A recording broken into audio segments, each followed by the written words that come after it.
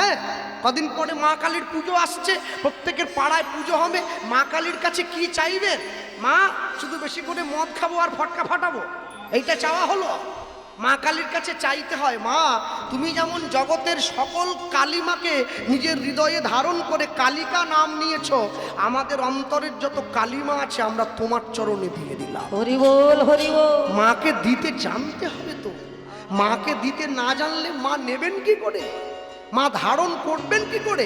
আগে দিতে শিখুন, দেখবেন আপনি এক না একদিন আপনার মনের কালোটা সরে গিয়ে নির্মল আলোটা প্রকাশিত হয়েছে, তবেই তো জীবনের পরিশাস্তি প্রকাশিত হয়। হ্যাঁ, গৌর প্রেম রসার নামে অনুধ্বনি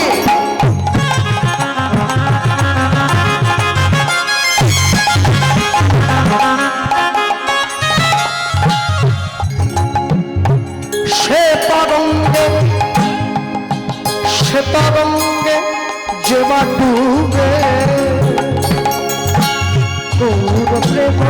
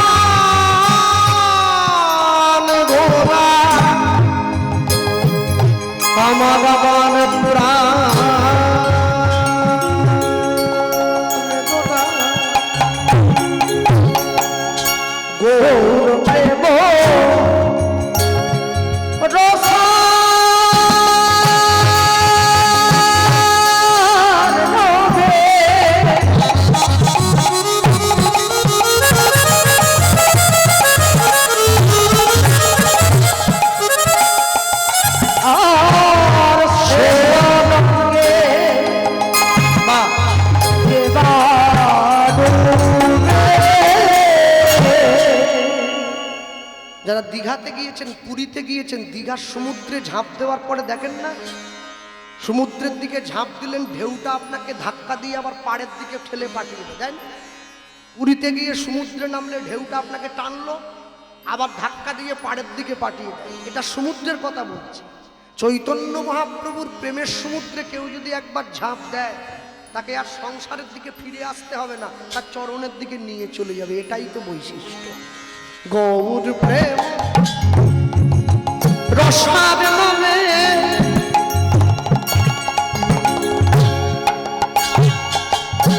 যে বা ডুবে সে তরঙ্গে গৌর প্রেম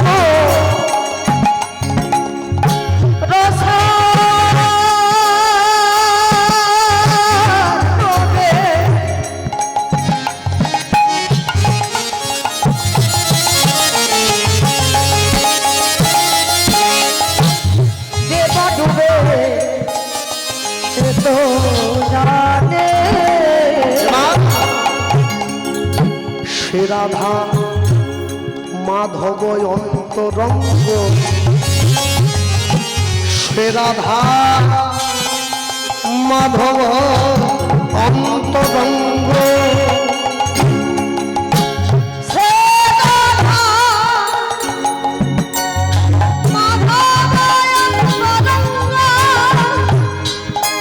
সে রাধা মাধব অন্তরঙ্গ।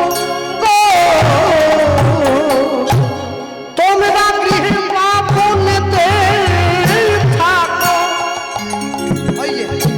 হা গৌরাঙ্গ বলে ডাকো। তোমরা গৃহে পাপনেতে থাকো, হা গৌরাঙ্গ বলে ডাকো। তোমরা গৃহে পাবনেতে থাকো, হা গৌরাঙ্গ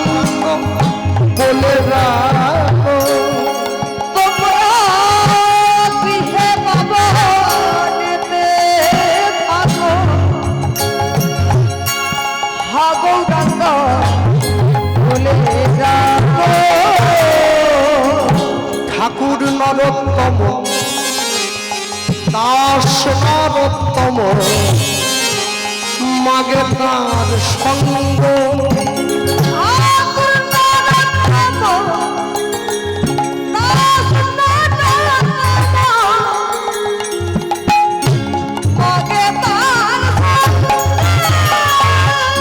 দাস নরোত্তম মাগে তার সঙ্গ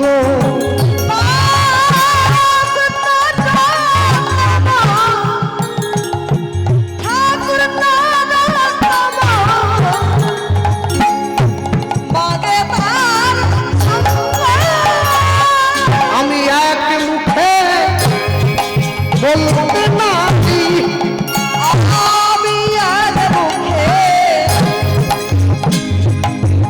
বলতে নাহি আমি এক মুখে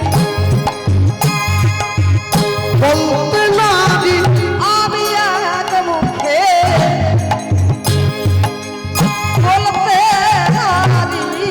আমার গৌর গোবিন্দে লীলা মাধুরী আমি এক মুখে বলতে নারি আমি যতবার বলি ততবার হারি এক মুখে বলতে নারি আমি চাই রে প্রেমের বলি হারি আমি এক মুখে বলতে নারি আমি এক মুখে বলবো কত আমি এক মুখে বলতে নারি আমি যদি বা বলি বছর শত আমার গৌর গোবিন্দের লীলা মাধুরী এবার প্রেমানন্দে কহ হরি হরি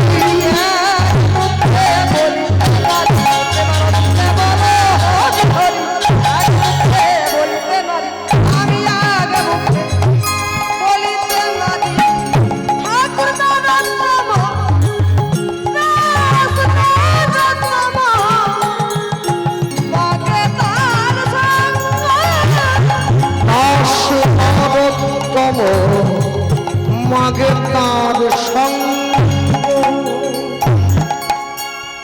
গৌর প্রেম রসার নবে যে ভুবে সে তরঙ্গে সে রাধা মাধব অন্তরঙ্গ অন্তরঙ্গে গৃহে বা বলেতে থাকো হা গৌরাঙ্গ বলে ডাকো বলে ডাকো দাস নরোত্তম মাগে তার সঙ্গ দাস নরোত্তম মাগে তার সঙ্গ।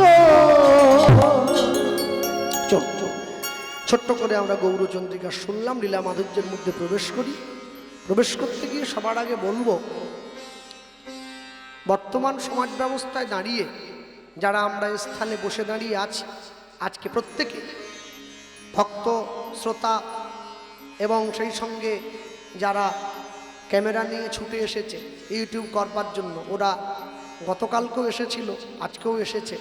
প্রত্যেকে একটা কথা কি জানেন, কীর্তনের মাধুর্য যখন কীর্তন শুনবেন, কীর্তনের মাধুর্য, কীর্তনের প্রেম, কীর্তনের ভালোবাসা কীর্তনের মতো করেই আস্বাদন করবেন।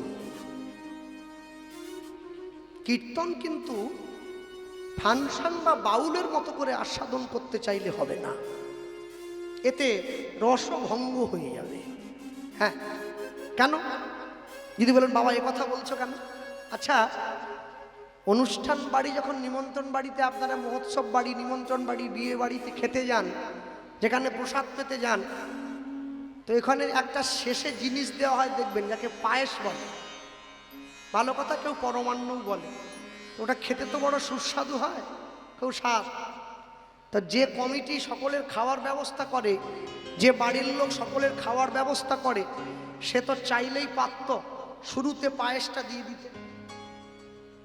জল দিয়ে পাতা দিয়ে আগে পায়েস দেওয়া হবে, আর যেহেতু শুক্তোটা তিতো, ওটা লাস্টে দেবে। তিতো খেয়ে লোক বাড়ি চলে যাবে।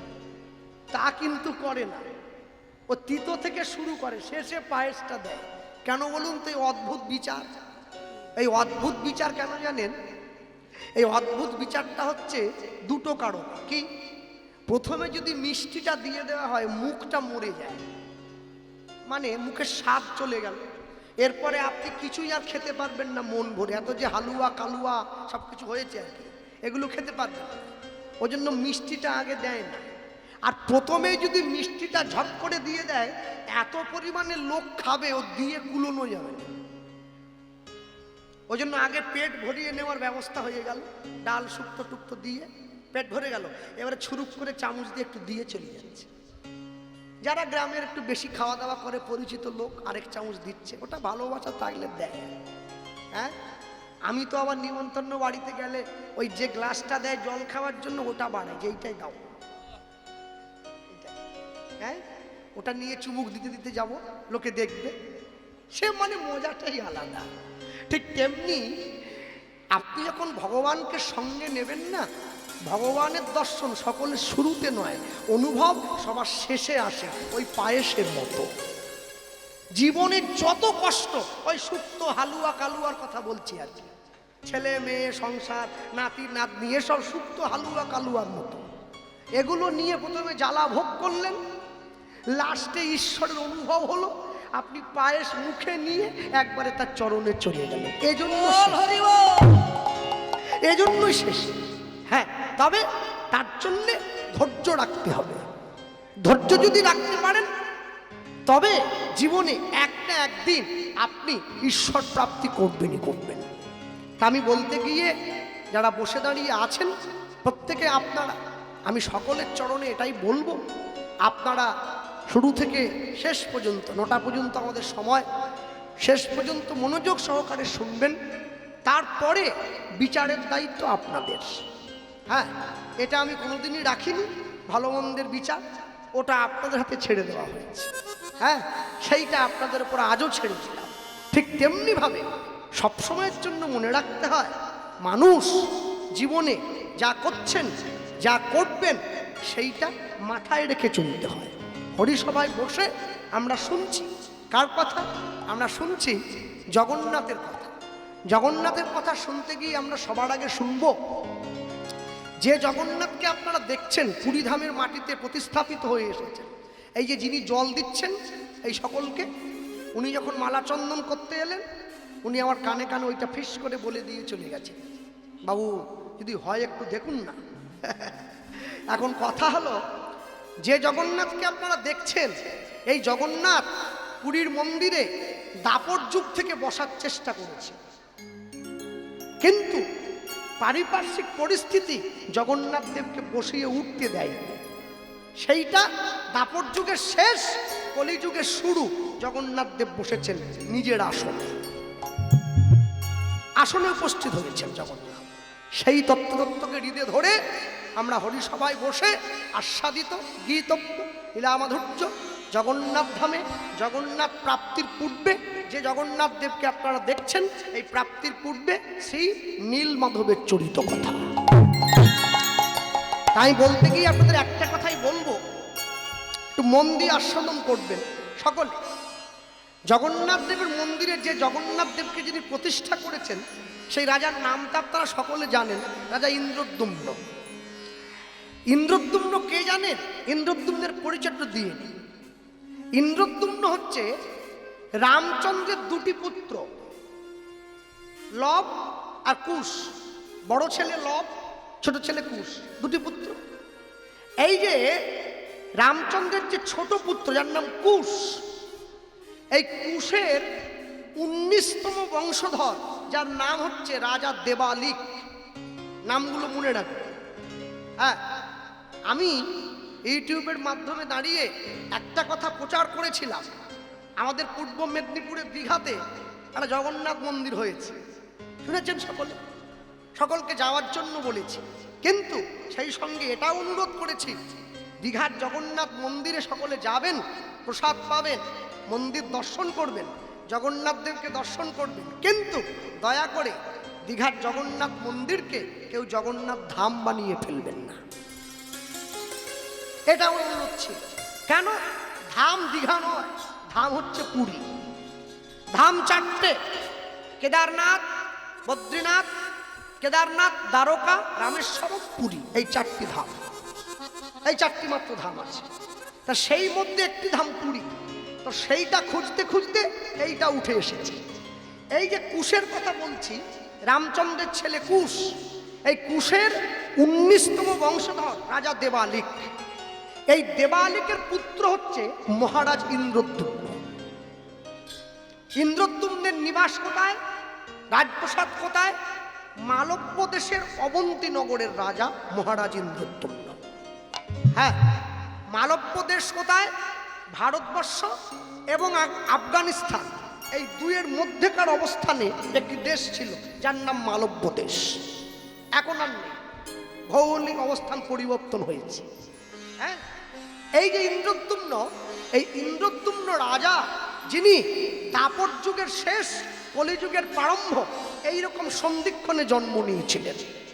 আচ্ছা, একটা কথা বলি, পূর্বপুরুষের অনেক অনেক কাজ পূর্বপুরুষগণ তার বংশের উত্তরাধিকারীকে দিয়ে করিয়ে নেন।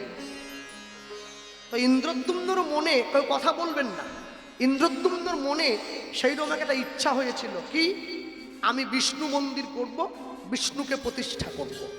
তখন ভাবেন নাই যে জগন্নাথ বলে কেউ মন্দিরে এসে বসবে।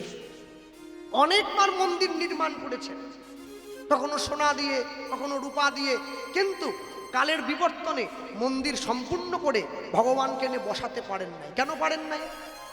ঈশ্বরের ইচ্ছা না হলে ঈশ্বরকে কেউ বসাতে পারে না। আমরা বলি আমাদের বাড়িতে মন্দির প্রতিষ্ঠা হবে, আপনারা সকলে যাবেন।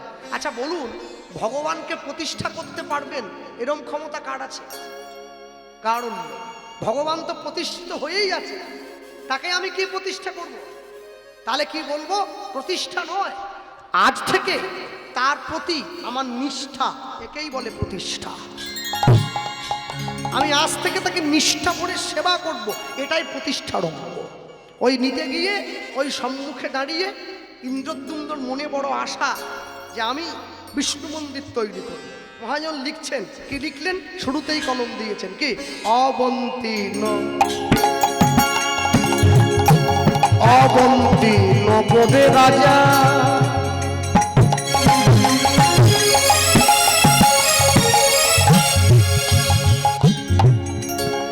ইন্দ্রদ্যুম্ন নাম নাম অবন্তী নগর রাজা রুদ্ধনি হৃদয় গৌর হরিব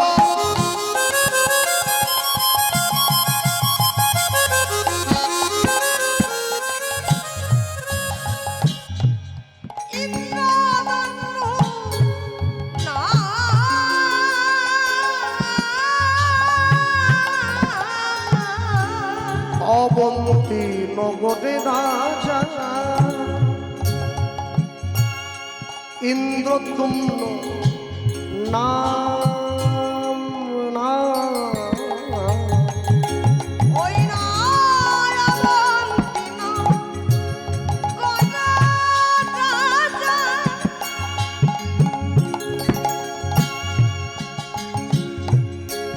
ইন্দ্রদ্যুম্ন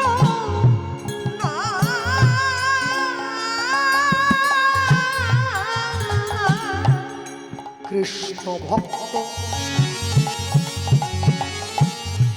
রাজা সদা গায় হরিনাম আরে কৃষ্ণ ভগত রাজা জয় সদারাম কৃষ্ণ ভক্ত রাজা সদা গায় হরিনাম আরে কৃষ্ণ ভগত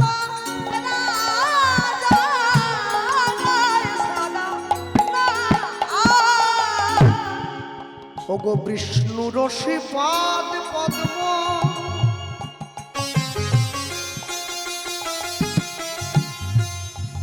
রাজা করয়ে চিন্তন বিষ্ণু রসি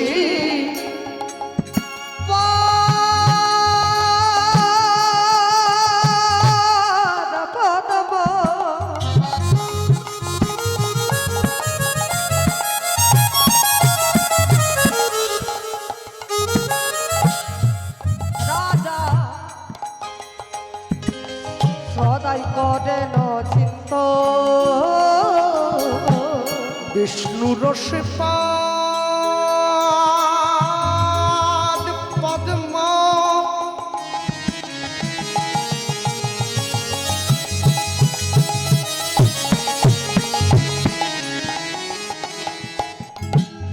রাজা করেন চিন্তন হইল বিষ্ণু রশ্মি পাদ পদ্ম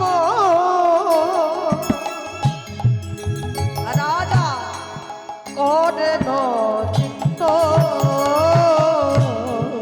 এবার হৃদয় মাঝারে রাখি করেন ভজন হৃদয় মাঝারে রাখি করেন ভজন ও হৃদয় মাঝারে রাখি করেন ভজন ওই না হৃদয় মাঝারে রাখি করেন ভজন রাজার নয়ন ধারা বিরাম নাই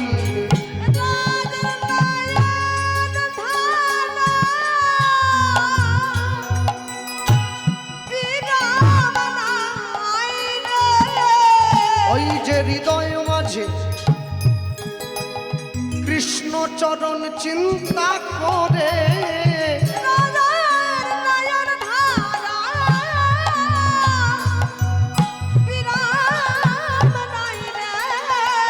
ওই না ধারায় ধরা ধরা ভেসে যায় গো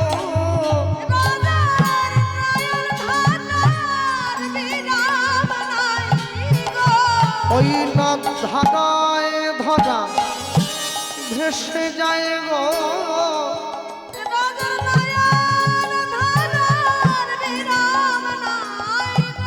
ওই না গোবিন্দ কৃপা কর বলে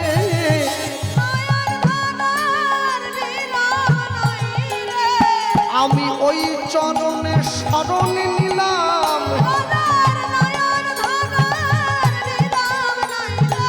তুমি যা দিয়েছ তাই তো দিলাম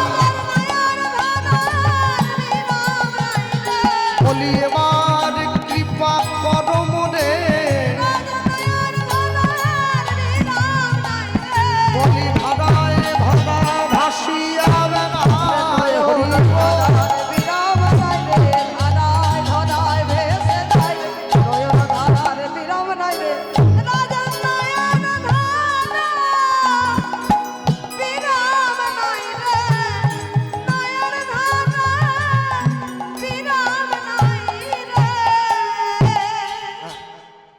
রাজা যদি ঋষি হয় তাকে রাজর্ষি বলা হয় দেবতা যদি ঋষি হয় তাকে দেবর্ষি বলা হয় মহৎ ব্যক্তি যদি ঋষি হয় তাকে মহর্ষি বলা হয় কি মহর্ষি বেদব্যাস কি দেবর্ষি নারদ রাজর্ষি রাজা ইন্দ্রদ্যুম্ন এই যে রাজা যদি ভালো হয় রাজ্য ভালো হবে রাজ্য যদি ভালো হয় প্রজারা ভালো হবে যদি প্রজারা ভালো হয় নগর ভালো হবে আর রাজা যদি চোর হয়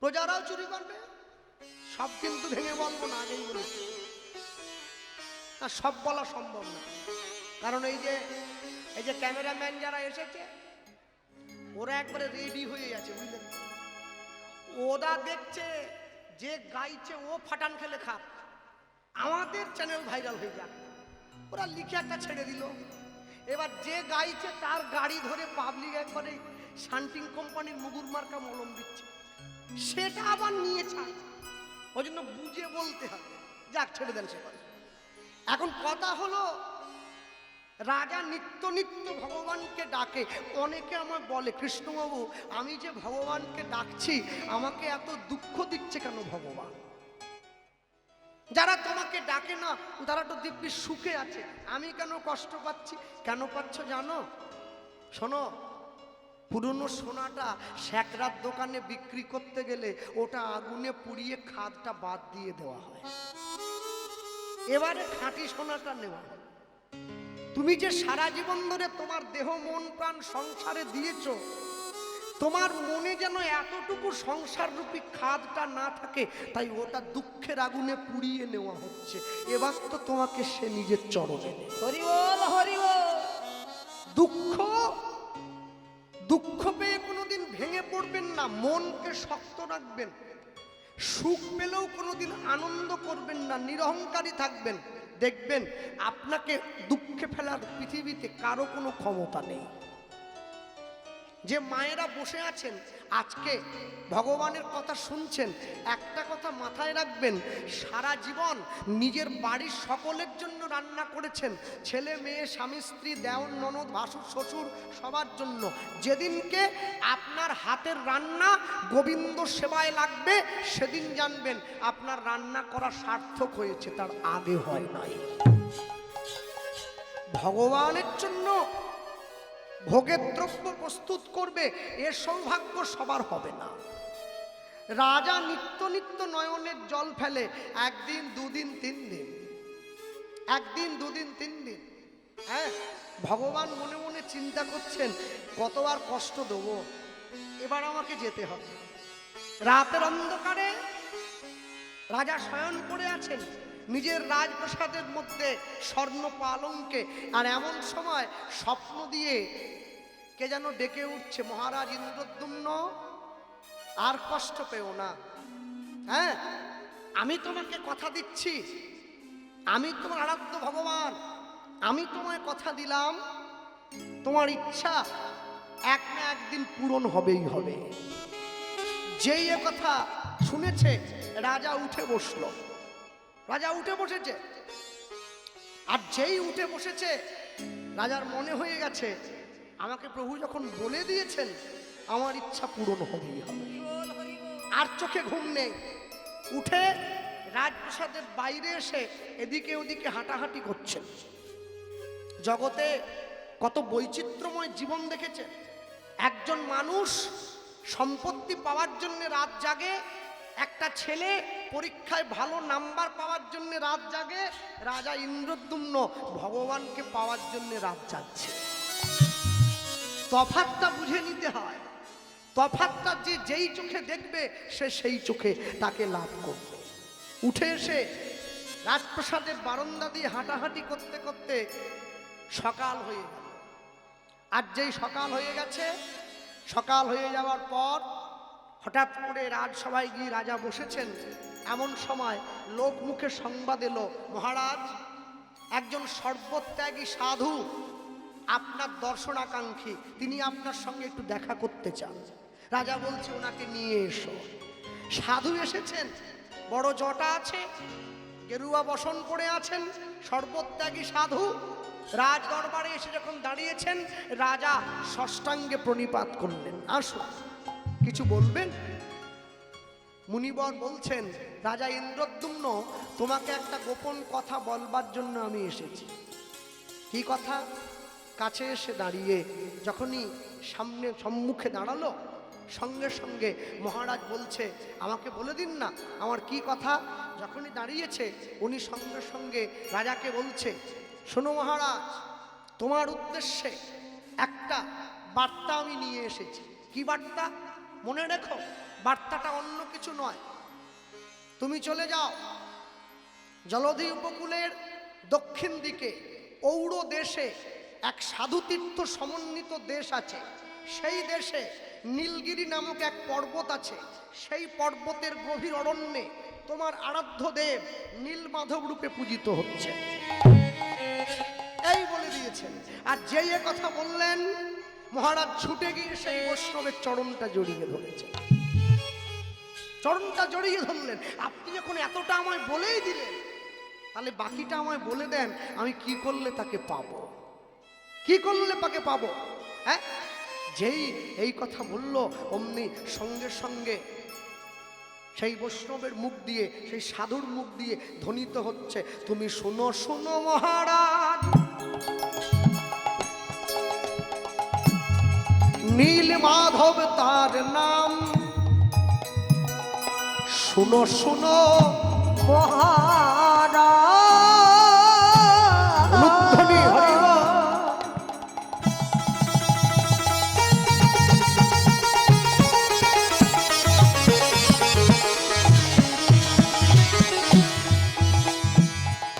নীল মাধব না গোপনে পূজিত হন এই মর্তধাম, আর গোপনে পূজিত এই মর্তধাম।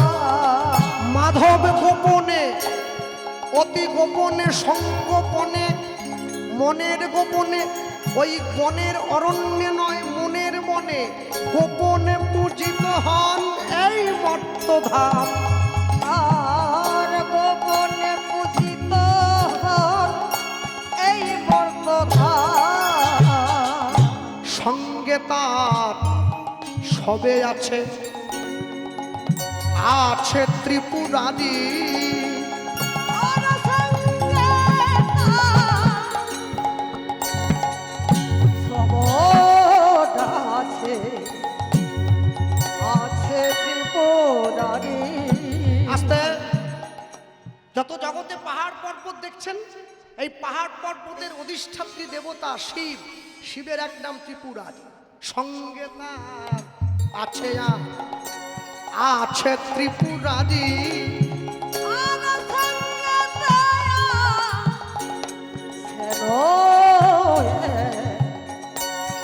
আছে না ত্রিপুরারি। ওগো নীলগিরি মধ্যে লহ অন্বেষণ করি হরিব। ওই না নীলগিরি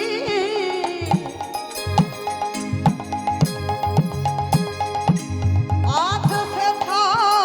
ওগো নীলগিরি মধ্যে লহ অন্বেষণ করি। ওই না নীলগিরি মধ্যে লহ আছে না মুরারি। রাজা তার মহিমা প্রচার কর, ওই না তার মহিমা প্রচার করো। ওই না জগৎ মাঝে প্রতিষ্ঠা কর। ওই না তার মহিমা প্রচার করো জগৎ মাঝে প্রতিষ্ঠা করো। ওই যে শোনো হে নিপবর, জগৎ মাঝে প্রতিষ্ঠা করো। বলি শোনো হে নৃপবর, জগৎ মাঝে প্রতিষ্ঠা করো। তুমি তার মহিমা প্রচার কর। জগৎ মাঝে প্রতিষ্ঠা করো। ওই না বিচার করিবে আচার করিবে, জগৎ মাঝে প্রতিষ্ঠা করো।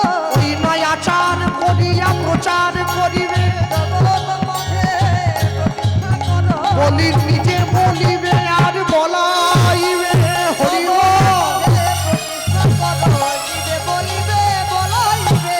জগৎ মাঝে প্রতিষ্ঠা করো। জগৎ মাঝে প্রতিষ্ঠা করো। ওগো নীলগিরি মধ্যে লহ অন্বেষণ করি। হইল নীলগিরি মধ্যে লহ অন্বেষণ করি। যেই এই পরিচয়টা দিয়ে দিয়েছে, পরিচয় দেয়া মাত্র মহারাজ সঙ্গে সঙ্গে আছাড় খেয়ে পড়লেন সেই সাধু চরণ। আছাড় খেয়ে পড়ে জ্ঞান হারা হলেন, অচৈতন্য হয়ে গেছেন মহারাজ ইন্দ্র। অনেকক্ষণ পরে পাত্র মিত্র সভাসদগণ যখন ছুটে এসে রাজার চোখে জল দিয়ে, চোখে মুখে জল দিয়ে মহারাজকে উঠিয়ে সুস্থ করে বসিয়েছেন। কোথায় কোথায় সেই সেই সাধু, কোথায় সেই ঋষিবর? নেই তো, চলে গেছে। ভাবছো বসে চলবে কিসে? তুমি ভাববার কে? তোমার ভাবনা যিনি ভাবছেন তুমি ভাবো তাকে। তার যেটা করার কথা ছিল করে দিয়ে চলে গেছেন, এবারে বাকিটা তোমায় করতে হবে, তোমায় করতে হবে। ভক্তমণ্ডলী, ভক্তিমতী মায়ের, রাজা বিমর্ষ হয়ে সিংহাসন ত্যাগ করলেন, মাটিতে এসে বসেছেন। মনে রাখবেন, মানুষের জীবনে যখন ঈশ্বর প্রাপ্তির সুযোগ আসে, সময় আসে, রাজ ঐশ্বর্য আর ভালো লাগে না।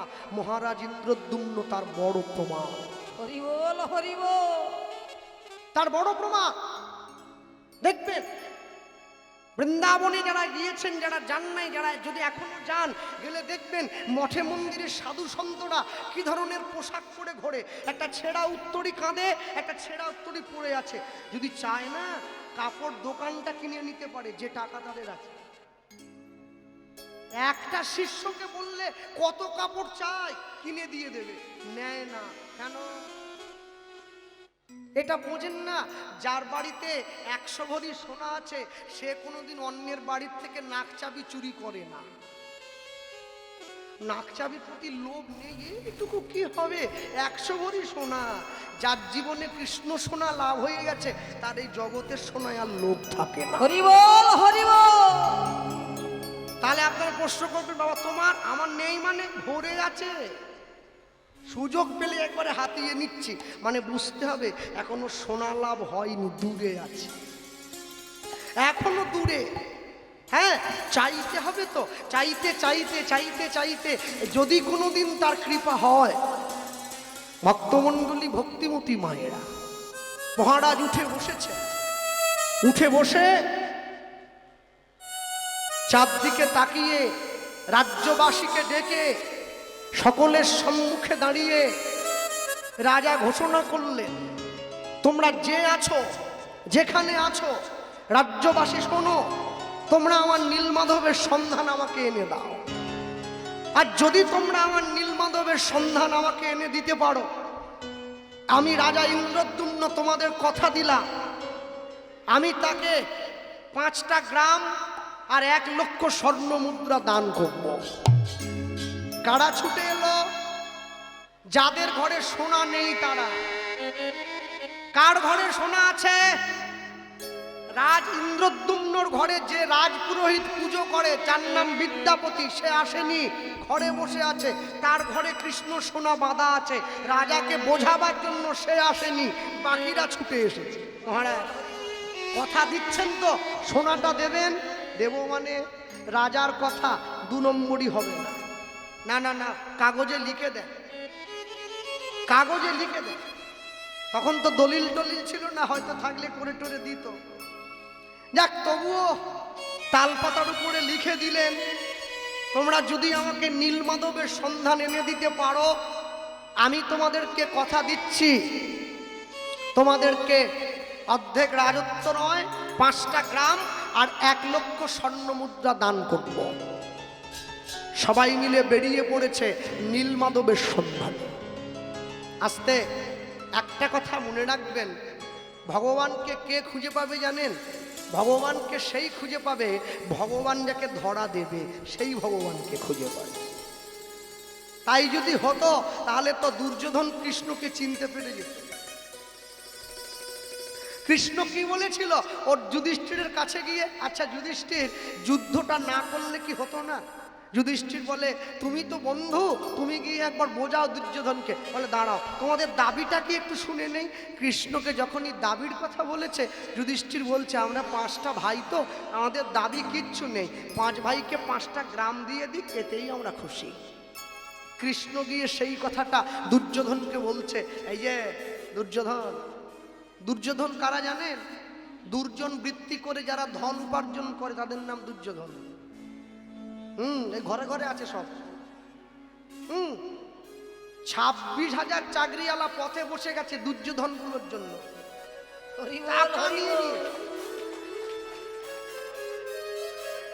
একবারে নিয়ে নিয়েছে। হ্যাঁ, টাকা নিয়ে এখন গা ঢাকা দিয়ে আছে, বেরোলেই পিটাবে। আমার হয় চাকরি দে, না হলে টাকা দে। আমি একটা জিনিস বুঝে পাইনি, যে নিজে 8 পাস সে তোমাকে চাকরি দিবে কি করে? তুমি ওকে দিয়ে 20 লাখ টাকা দিয়ে এলে, ও তো নিজে 8 পর্যন্ত পড়েছে, ওকে গিয়ে মানুষে পয়সা দিচ্ছে। যাক, ভক্তমণ্ডলী মায়েরা সবসময় মনে রাখবে, এই যুদ্ধধন যারা ঘুরে বেড়াচ্ছে সমাজের মাটিতে, এদেরও বিচার হবে। অপেক্ষা শুধু সময়ের, সময় অপেক্ষা করে দেখবেন এক না একদিন বৃষ্টি থেমে গিয়ে আকাশটা পরিষ্কার হবেই হবে। হরি বল হরি বল। আকাশ হবে পরিষ্কার।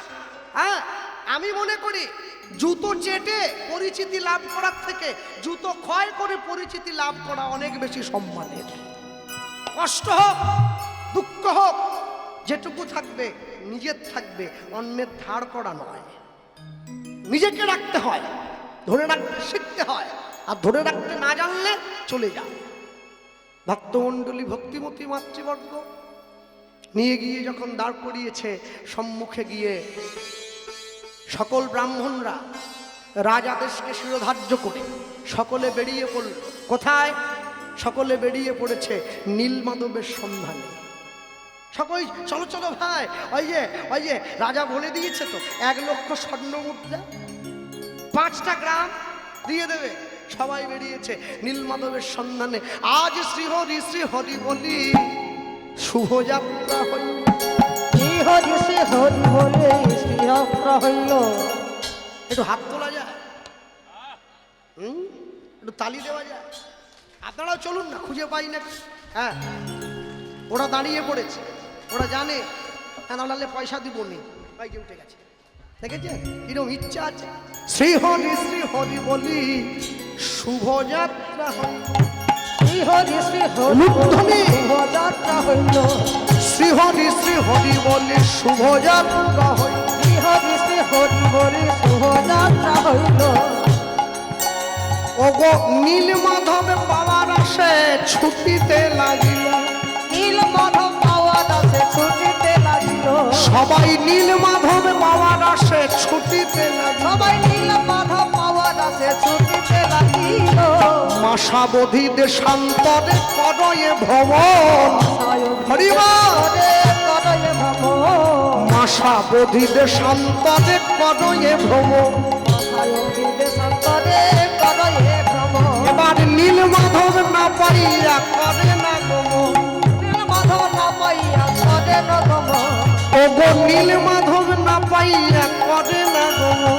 নীলমাধব না পাইয়া করে না গমন। না না না, সন্ধান মেলে না, সন্ধান মেলে না। সন্ধান মেলে না। সন্ধান মেলে না।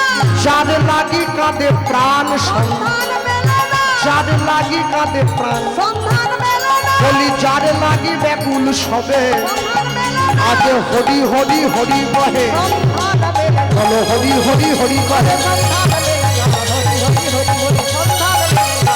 হরি হরি হরি বলি। সন্ধান মেলে না। সন্ধান মেলে না। ওগো নীলমাধব না পাইয়া করে না গমন। নীলমাধব না পাইয়া করে না গমন। ওগো নীলমাধব না পাইয়া করে না গমন। মাধবের লাগি দেশে দেশে ফিরিয়া পণ্ডিত ব্রাহ্মণগণ ফিরিয়া আসিল। ফিরিয়া আসিল। নীলমাধব না পাইয়া না পাইয়া সকলে চিন্তিত হইল। সকলে চিন্তিত হইল। আমি শুরুতে আপনাদের যে কথা বলেছিলাম, ঈশ্বরের কৃপালে হয়তো যাহারে সেই তো ঈশ্বরের কথা বলিবারে পারে। সবাই নয়, ভগবান তাকেই ধরা দেয় যে ভগবানের প্রিয় পাত্র হয়। হ্যাঁ, ভগবান কহে আমি তো যার তার হই না। হয় কি? আমি যার শুধু তার হই। তার আমি তো যার তার হই না। আমি তো যার তার হই না। এইটা দক্ষিণ 24 পরগনা। মনে রাখবেন, আপনাদের এই জেলাও আমার চৈতন্য মহাপ্রভু চরণ চিহ্নিত ধাম। আমি ধাম বলবো না, চরণ চিহ্নিত জায়গা নেই। বারুইপুর মহাপ্রভুতলা অনন্ত আচার্য ব্রাহ্মণের ঘর মনে পড়ে? মহাপ্রভু দুরাত্রি ছিলেন। কোন ঘাটে স্নান করলেন? সদাব্রত ঘাট। এখন কীর্তন হয়, যেদিনকে মহাপ্রভু স্নান করেছিলেন ওটা ভৈমী একাদশী ছিল, ভীম একাদশী। ওই দিনটাতে কীর্তন হয় আজও পর্যন্ত। আমি পরপর 3 বছর গিয়েছি, প্রচুর লোক, 25 থেকে 30,000 লোক হয়। হ্যাঁ, আপনাদের সামনে একটা জায়গা আছে যার নাম জয়নগর, আছে না? জয়নগর, জয়নগরে একটু সামনে রাধাবল্লভ তলা বলে একটা জায়গা আছে, রাধা গোবিন্দের মন্দির আছে, অনেক পুরনো।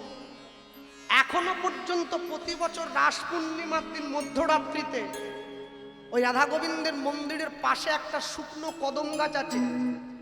ওই শুকনো কদম গাছের যে কোনো একটা ডালে 2টো কদম ফুল ফোটে। হ্যাঁ, 2টো ফুল পেড়ে রাধা গোবিন্দের চরণে দেয়া হয়, তারপরে অনুষ্ঠান শুরু হয়। কে বলল তার কৃপা নেই? এখনো আছে, তবে কৃপাটা খুঁজে নিতে হয়। আপনাদের এখানে আসতে গিয়ে একটা জায়গা আমি পেরিয়ে এসেছি, জায়গাটার নাম হচ্ছে ময়দা, আছে না? ময়দায় কালীবাড়ি আছে না? আমি বইতে পড়েছি, আমার কাছে ভারতবর্ষের হিস্টোরিক্যাল একটা বই আছে, ইতিহাসের প্রেক্ষাপট। সেই বইতে দেখা যাচ্ছে ময়দা কালীবাড়িতে স্বয়ং বামাখ্যাপা এসেছিলেন। কে বলেছে? সাধু মহাত্মাদের চরণধুলি পড়েন, এমনি এমনি নয়। এর জন্য আজকে আপনারা যে এত বৃষ্টির মধ্যে বসে কীর্তন শুনছেন, এটা কিন্তু তার ইচ্ছায়, সে কৃপা করে গেছে আপনার, সেই কৃপা বসে সকলে আমরা চলছি। হরি বল, হরি বল। হ্যাঁ, গোটা পশ্চিমবাংলায় যত জেলায় কীর্তন হয় সব থেকে দক্ষিণ 24 পরগনা হরিনামের প্রভাব বেশি। এত হরিনাম কোথাও নেই, সবচাইতে বেশি। লক্ষ্য করবেন, আমি সব জেলা ঘুরছি। এটা যেমন ঠিক, এটা আনন্দের, এটাও আনন্দের। যত জেলায় কীর্তন হয় সবচাইতে মারামারি দক্ষিণ 24 পরগনায় বেশি, এটাও মানতে হবে। সবচাইতে পুলিশের খাতায় আসামির সংখ্যা দক্ষিণ 24 পরগনায় বেশি, হাসপাতালে রোগীর সংখ্যা দক্ষিণ 24 পরগনায় বেশি। আবার এই দক্ষিণ 24 পরগনা কপিল মুনির আশ্রম, গঙ্গা সাগর। আরে পাপ আর পুণ্য দুটি ভাই, পাপের পিছু পিছু পুণ্য ছুটি চলে যায়। হরি বল, হরি বল। খারাপ যদি না থাকে মানুষ ভালোটাকে চিনবে কি করে? মদের দোকান আছে বলে দুধের দোকান থাকবে না, এটা হয় নাকি? থাকতে হবে তো, দুটোই থাকবে। হ্যাঁ, অনেকে আমাকে বলে, জানেন দাদা, আমাদের এখানে গতবারে একটা কত ভালো কীর্তনীয় আনলাম, একটা লোক হলো নি। আর আমাদের পাশের পাড়ায় ওই একটা লোক কীর্তনীয় এসেছে, সে লোক দেওয়ার জায়গা নেই গো। হ্যাঁ, 150টা শুধু ক্যামেরাম্যান ছুটে গেছে বলে আমাদের ভিডিও করতে দিতে হবে। 150টা ক্যামেরা বসলে লোক বসবে কোথায়? তাহলে দাদা এত ভালো কীর্তনীয় যদি লোক কেন হচ্ছে নি? তাহলে কেন হচ্ছে নি জানেন? চপের দোকানে খদ্দের একটু বেশি হয়, কিন্তু ক্ষীরমালাইয়ের দোকানে খদ্দের একটু কম হয়। চপের দোকানে বেশি হবে, পোড়া তেল না, সবসময় খদ্দের। মুদিখানার দোকান, ভুসিমাল দোকানে খদ্দের প্রচুর, সোনার দোকানে খদ্দের নেই, অল্প। 1,20,000 টাকা ভরি, খদ্দের কি চাইলেই পাওয়া যায়? আর ভুসিমাল দোকানে হলুদ প্যাকেট 50 টাকা, 10 টাকা, 20 টাকা, এক করে লাইন দিয়ে খদ্দের আছে। কে কি দোকান করে নিয়ে বসেছে ওটা তার উপরে। সোনা দোকানে খদ্দের কম হলো, সলিড খদ্দের। ভালো করে লক্ষ্য করুন, যাকে বলছেন যে কীর্তনীয় এনেছিলাম লোক কম হয়েছে, যে কটা লোক হয়েছে একবারে সলিড লোক। ওরা হলুদ তেল নুন মশলা কিনতে যায়নি, সোনা কিনতে গেছে। একটা খদ্দের এই 1 লাখ টাকার বাজার করে নিচ্ছে। হ্যাঁ, কালকে সকালবেলা উঠে দক্ষিণ বারাসাত বাজারে সবজির দোকানে সবজি কিনতে যাবেন, একটা দাঁড়িপাল্লার একদিকে একটা 1 কিলো ওজনের বাটখারা চাপিয়ে দেবেন, আরেকদিকে 1 কিলো কুমড়ো তুলে দেবেন। এমন সময় লক্ষ্য করবেন ওই বাটখারাটার উপরে যেদিকে বসানো আছে একটা মাছি এসে বসেছে। 1 কিলো কুমড়োর বাটখারার উপরে একটা মাছি এসে বসলে কি যায় আসে আপনার? বসুক, এমন সময় চিন্তা করুন, আপনি সোনার দোকানে সোনা কিনতে গেছেন, ও দোকানদার কিন্তু দাড়ি পাল্লাটা খুলে রাখেনি, একটা কাঁচের ঘরের মধ্যে রেখেছে, রাখেনি। আপনি কানের দুল কিনছেন গিন্নির জন্য, দুলটা ওজন করতে দেওয়া হয়েছে, ছোট ছোট বাটখারা এইটুকুটুকু চোখে আসে না, বাটখারাটা তুলে দিয়েছে। এমন সময় দেখছেন একটা মাছি এসে ওই বাটখারার উপরে বসেছে, আপনি বলবেন ওটা থাক তুই ওজন কর? সোনার দোকানে ওই বাটখারার উপরে মাছিটা বসে যাওয়া মানে মুহূর্তের মধ্যে 20 থেকে 30,000 টাকা এদিক ওদিক করে দিতে পারে। না না, তা বলে আবার কুমড়োর দোকানে বসলে 1 টাকাও এদিক ওদিক হবে না। মানুষের নিয়ম তো তাই। মানুষ যখন দুধ খায় বলে ভাই জল দিয়েছিস কেন, দুধ তো ভালো না রে, ভেজাল দুধ। আর যখন মদ খায় জল মিশিয়ে খায়। কোন দিকে যাবে? ভালো খারাপ নিয়েই চলতে হবে, দুটোই ভালো দুটোই খারাপ। আপনাকে লক্ষ্য রাখতে হবে, ভালো করে লক্ষ্য করবেন। যে কাপে চা খান, যে কাঁচের গ্লাসে চায়ের দোকানে সন্ধ্যেবেলায় চা খান, চাটা গরম না ঠান্ডা? গরম আছে। গরম চা ধরার জন্য কাপের কোনো হাতল আছে কি? নেই, কিন্তু এইরকম ধরতে হয়। ধরছেন, খাচ্ছেন। মানুষ যখন নেশা করে, মদ খায়, ওটা গরম নয়, ওটা ঠান্ডা, ওটাও কাপে দেয়া হয়। ওই কাপটা ধরার জন্য হাতল দেওয়া আছে। যেখানে দরকার নেই সেখানে লাগানো আছে, যেখানে দরকার ছিল সেখানে লাগানো নেই। কেন বলুন তো? মানুষের জীবনে যে কর্মটা করার দরকার ছিল মানুষ সেটা করলাম না, মানুষ হয়ে জন্ম নিলাম।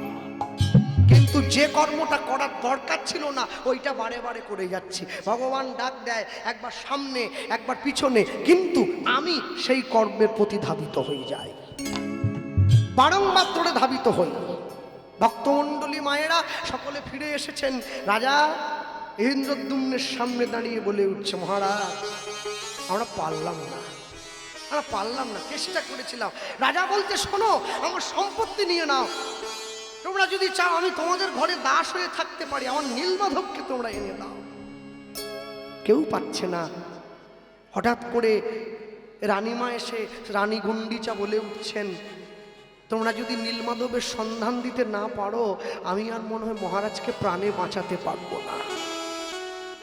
কৃষ্ণ প্রাপ্তির চরম উৎকণ্ঠা, ভগবান প্রাপ্তির চরম উৎকণ্ঠা এলে তবেই তো ঈশ্বর ধরা দেয়, না হলে কি করে ধরা দেবে? উৎকণ্ঠা চরম জায়গায় পৌঁছে গেছে।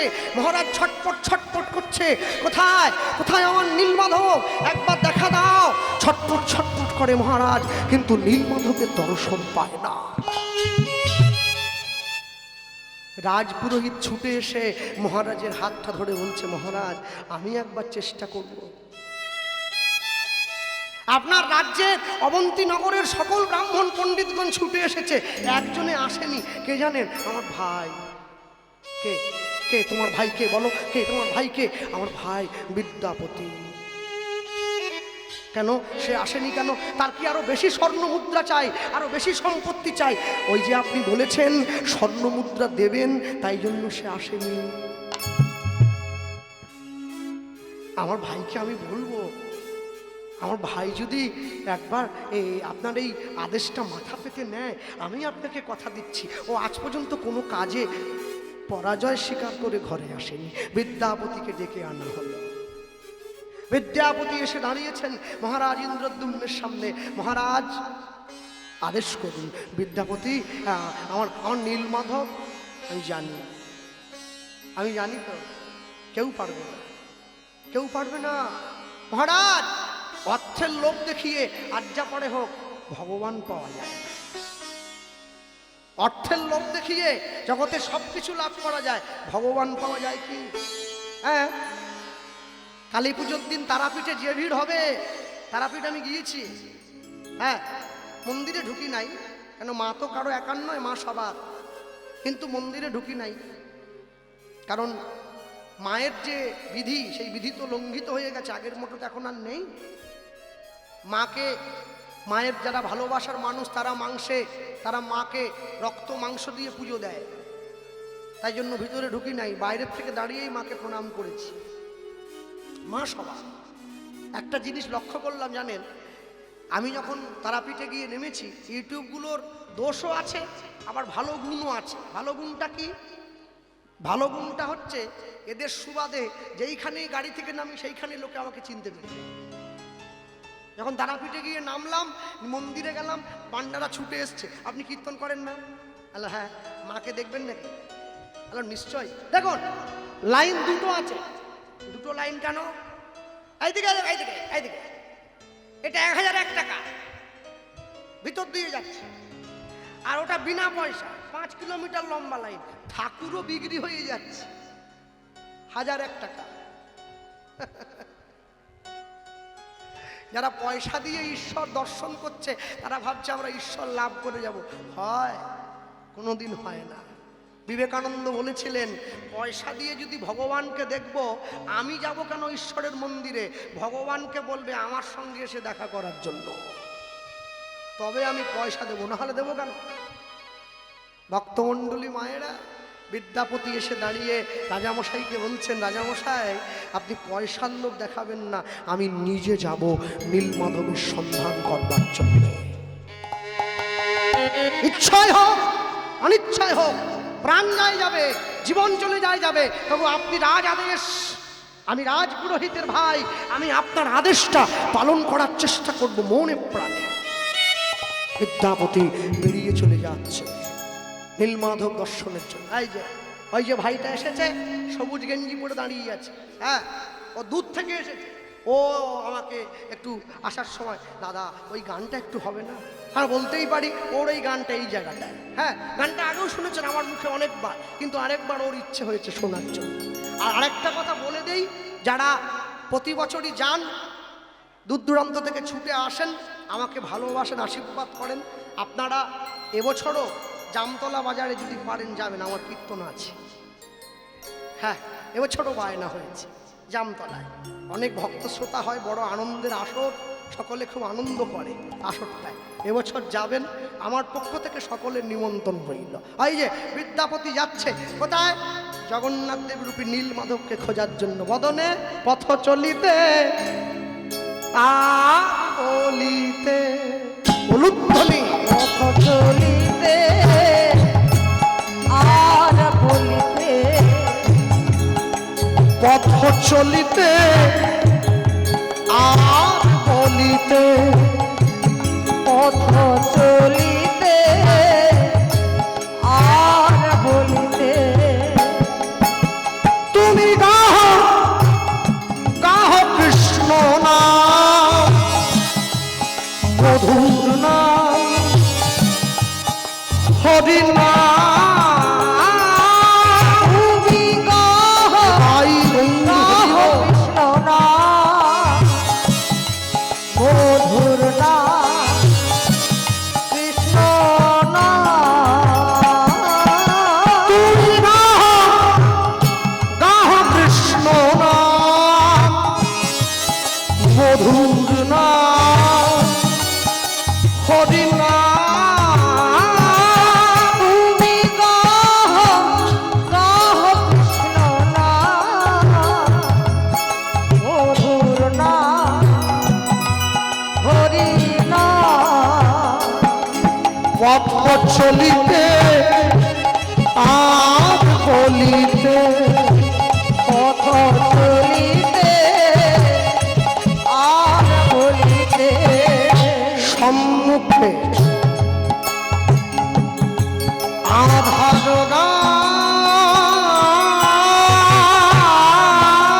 রাত্রি, ওগো তুমি যে পথযাত্রী, সম্মুখে আধার রাতে, তুমি যে পথযাত্রী, সম্মুখে আধার রাত্রি, ওগো তুমি যে পথযাত্রী, সম্মুখে আধার রাতে, তুমি যে পথযাত্রী,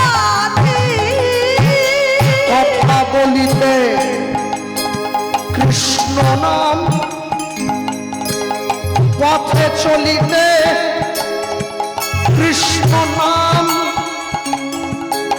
কভু বিপদে কৃষ্ণ নাম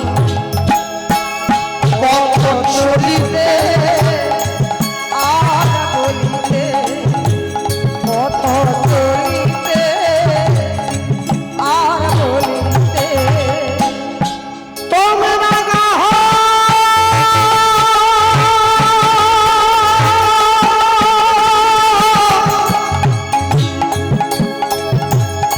কৃষ্ণ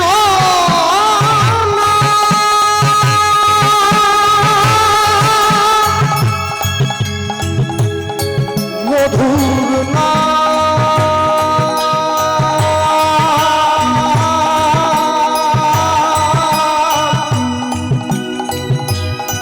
গাহন